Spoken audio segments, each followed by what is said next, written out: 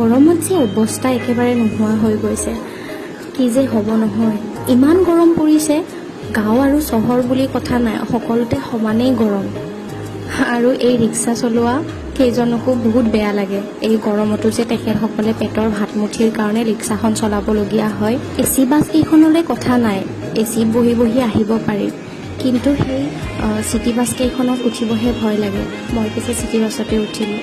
দুপৰীয়াৰ টাইমত এটা কটন কুৰ্তি আৰু এটা লেগিংছ ল'লোঁ, কাৰণ অফিচলৈ আহিবলৈ এতিয়া লাগে। এই পাৰফিউমটোৰ গোন্ধটোৱেই বেলেগ, সেইকাৰণে এয়াও এটা লৈ ল'লোঁ।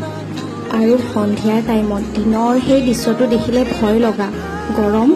আৰু এতিয়া সন্ধিয়া দেখিছেনে, এটিএমত সোমাব লগা হৈছে আমি। ইমান বতাহ দিছে আৰু চাৰিওপিনে গছ বাগৰিছে। মোৰ ভিডিঅ' চাই থকাসকলে জনাবচোন, আপোনালোকৰ ফালেও এনেকুৱা হৈছেনে, ক'ত ক'ত এনেকুৱা হৈছে জনাব। আজিলৈ আহিছোঁ, বাই।